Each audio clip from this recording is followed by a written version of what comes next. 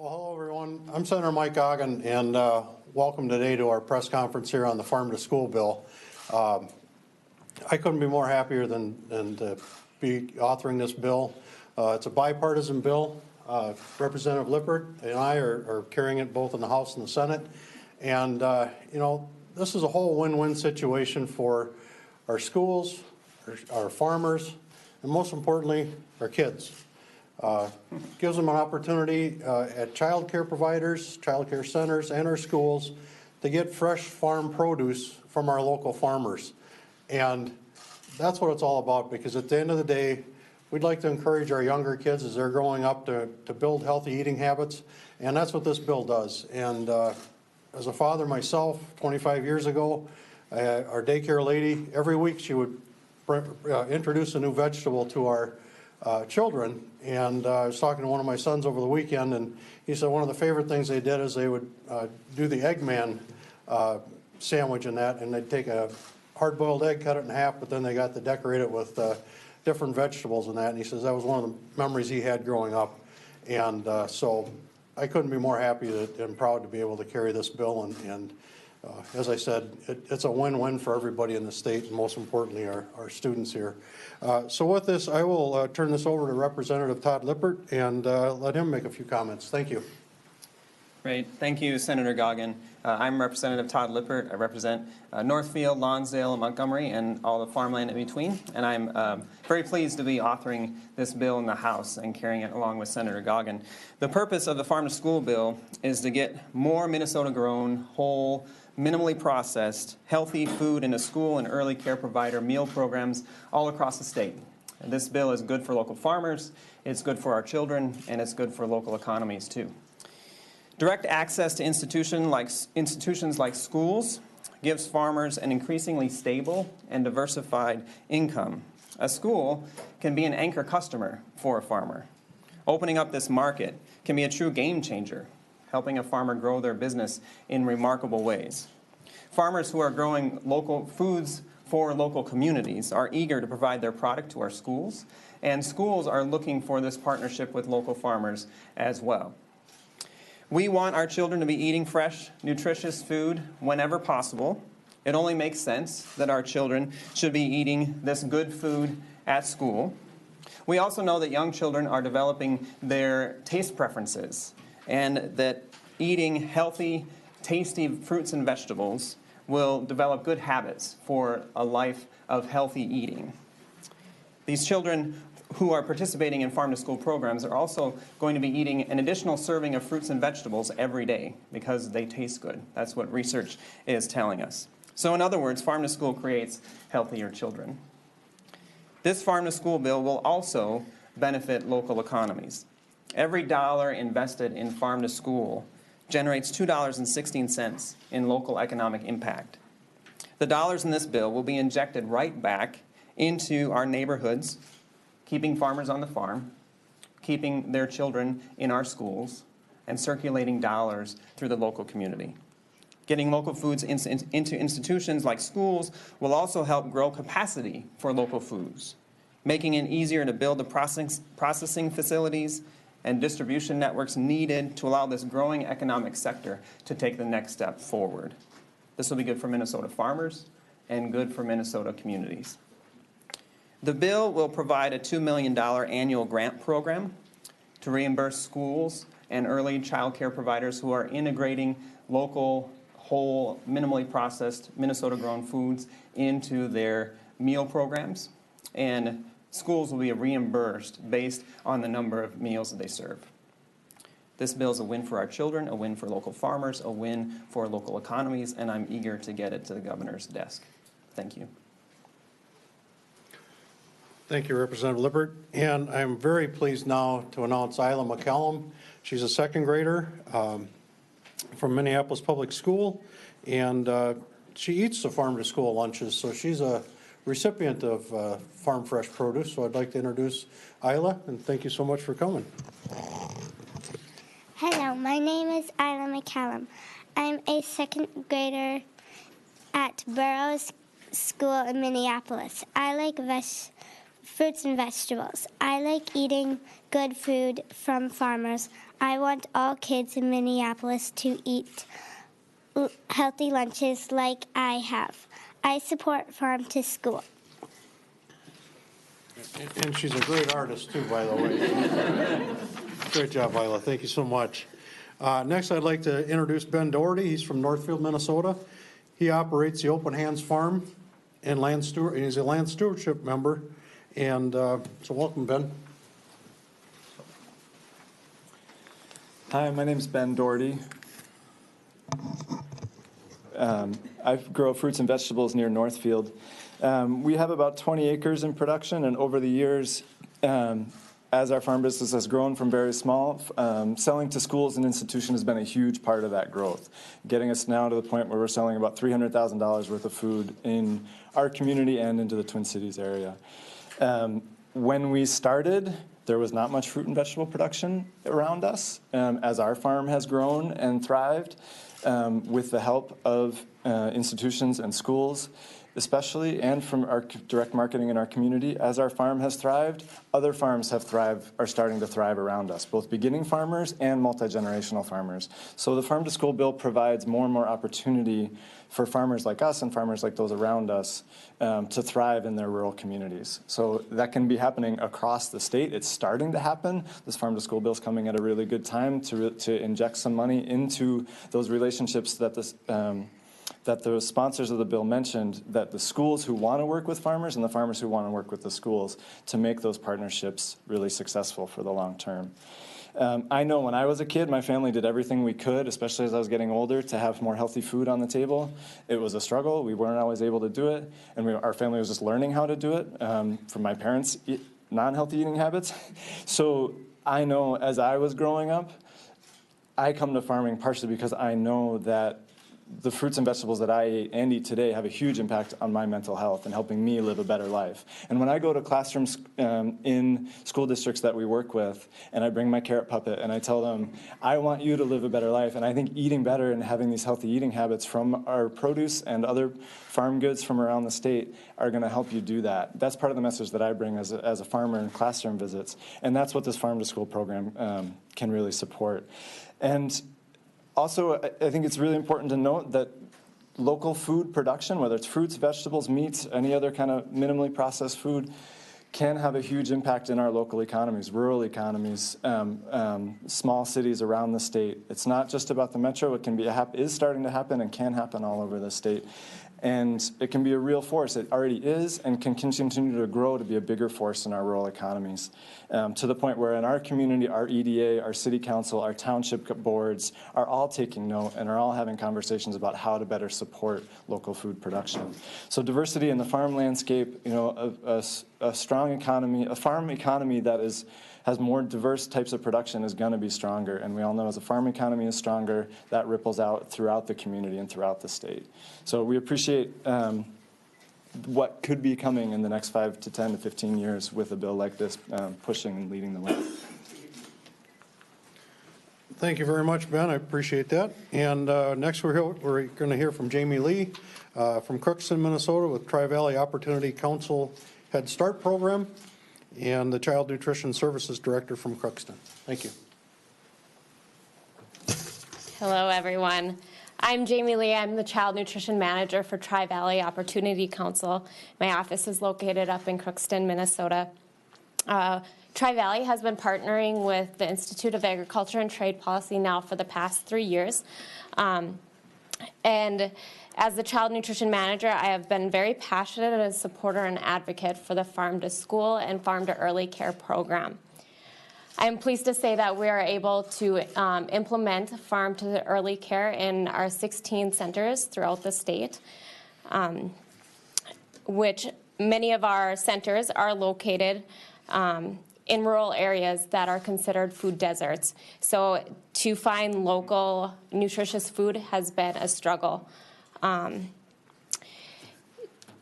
So access to local nutrition foods has been scarce to find. By partnering with local farmers to supply local foods in our menus and curriculum, we are able to expose children to new fruits, vegetables, and other local produce. which will support the growth and development and brain development that is so vital for these early stages of life. This program allows us to reach children at the time they are setting their taste preferences and eating habits that will carry forward for the rest of their lives. Statistics have shown that early exposure to fresh, healthy foods at early stages of life decreases the likelihood of diet-related diseases and obesity, which is a concerning issue that we find in our children today. So being able to offer these fruits and vegetables and curriculum and exposure at these early stages of life has really been an impact on the ages of 0 to 5 that we are working with. It really opens up their exposure and allows them to have this while they are now going to their kindergarten and incorporating farm to school within their program after their preschool ages.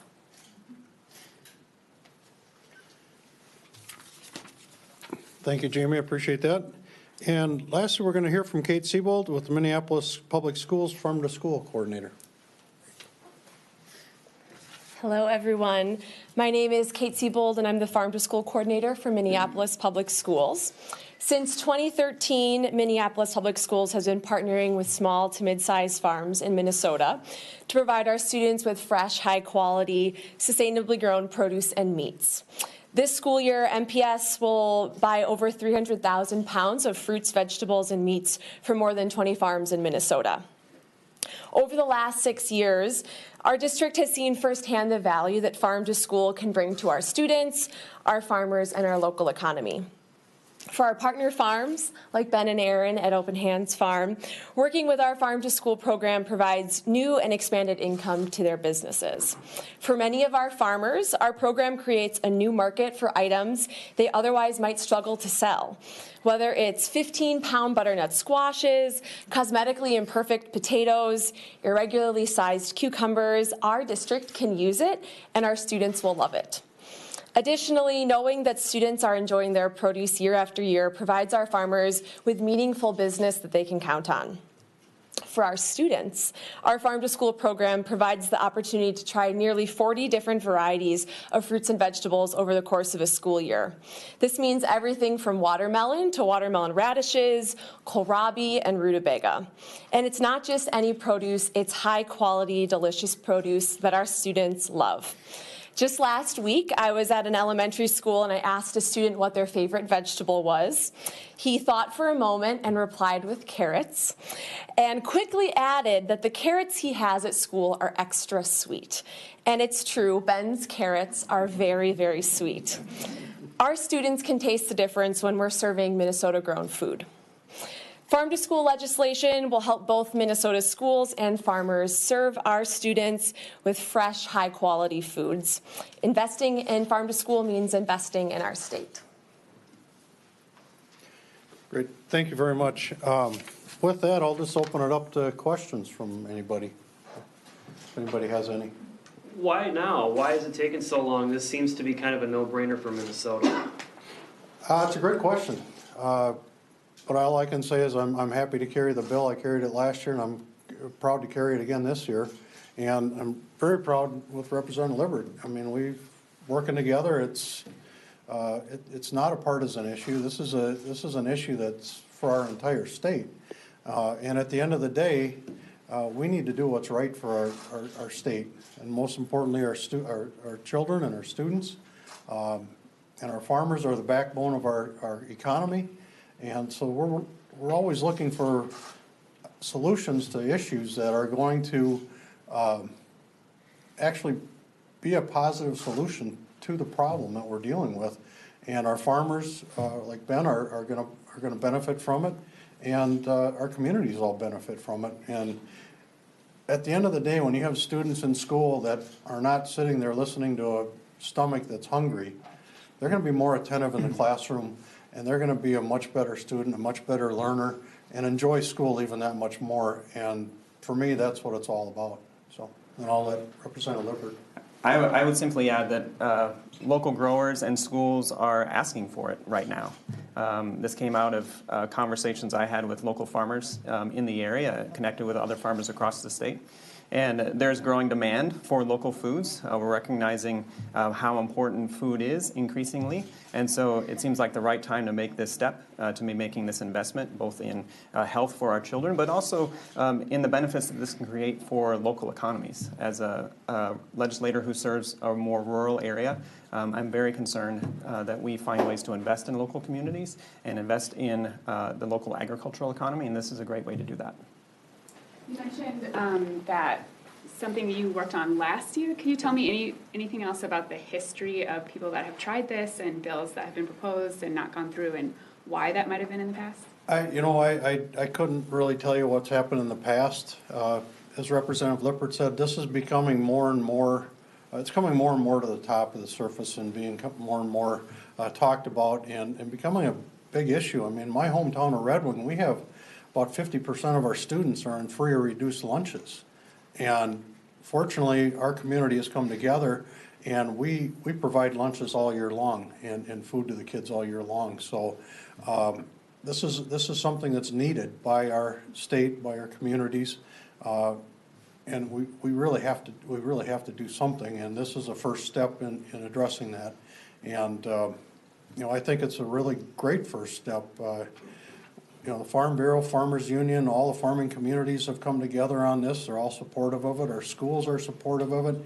And then on top of that, we've got our child care providers, both at-home daycare and centers that are on board with this.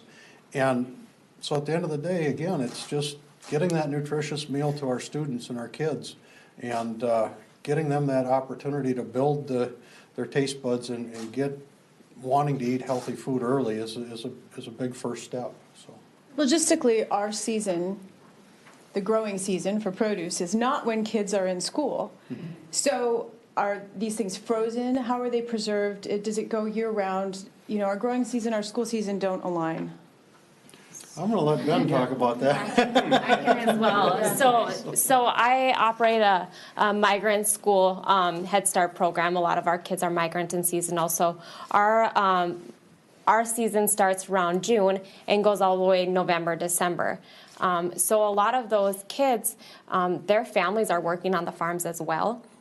So with our curriculum, it's very nice that we're able to not only bring in the local fresh fruits and vegetables and produce to them, but we're also able to teach them of what their parents are working on the farms, getting those parents to come in and getting those farmers to talk in too.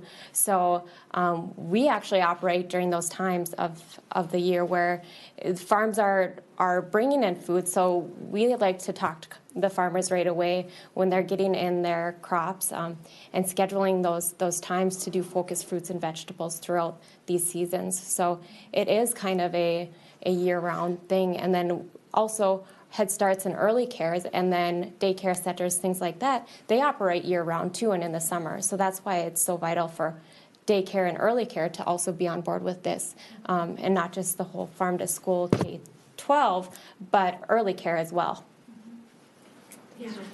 And just to add, so in Minneapolis Public Schools, we're able to go the whole school year bringing in farm-to-school produce. So right now we're still bringing in potatoes, carrots. We're just finishing up our radishes and parsnips. And right around the time that those will end, we'll have some spring kohlrabi and romaine and rhubarb that we're bringing in. And then we operate in the summer for our summer meal program as well. Yes, yep. And so in addition to our produce, then we do a lot of farm-to-school turkey and beef, and that is obviously available year-round as well. So regardless of the month, if you're in our schools, you can be certain that we're serving something locally, including our Minnesota Thursdays, which is the first Thursday of every month. We serve an entirely locally sourced meal. Do you anticipate that $2 million is going to be enough to meet the demand for this? Well, it's a first step, and so we're going to have to get started, see how it goes, and then from there it's a work in progress. We'll just keep looking at it and evaluating it and adjusting as we need to in that area. But we need to get some money in there right now so we can start getting these start getting the care providers, schools, going in the program and that, so. All right, thank you very much. Thanks, everyone. Thanks, sir. Appreciate it.